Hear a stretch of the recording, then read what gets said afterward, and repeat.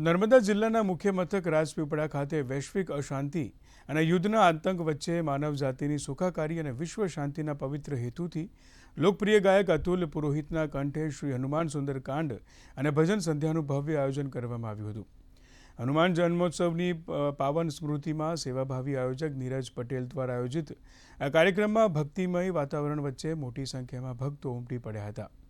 જ્યાં અતુલ પુરોહિતના ભક્તિરસથી સમગ્ર પંથક ગુંજી ઉઠ્યો હતો અને ઉપસ્થિત સૌએ વર્તમાન તંગદિલભરી વૈશ્વિક પરિસ્થિતિમાં શાંતિ, એકતા અને સદભાવ સ્થપાય તે માટે હનુમાનજીના ચરણોમાં ભાવપૂર્વક પ્રાર્થના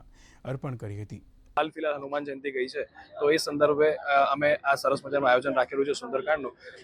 મેઇન અમારો મુદ્દો એ છે કે જે આસપાસ હમણાં દેશોમાં જે યુદ્ધો ચાલી રહ્યા છે એનો વિરામ આવે, એમાં શાંતિ થાય, એમ કહી શકાય છે કે સંકટ મોચન હનુમાનજી છે। તો જેટલા પણ સંકટો આપણી પર આવી રહ્યા છે હાલ ફિલહાલ, તો એનું પણ નિવારણ આવે। રાજપીપળાના પ્રાંગણમાં વિશ્વ શાંતિ માટે, વિશ્વની જે અત્યારે પરિસ્થિતિ છે, યુદ્ધ ચાલી રહ્યું છે,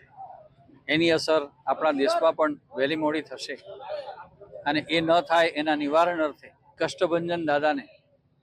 હનુમાનજી મહારાજને આપણે સૌ મળીને વિનંતી કરવાની છે કે દીન દયાળ બિરુદ સંભાળી હરહુ નાથ મમ રાષ્ટ્ર કે સંકટ ભારી। આપણા રાષ્ટ્રનું સંકટ દૂર કરે, વિશ્વનું સંકટ દૂર કરે અને આ યુદ્ધની પરિસ્થિતિમાંથી સમગ્ર વિશ્વને બહાર લાવે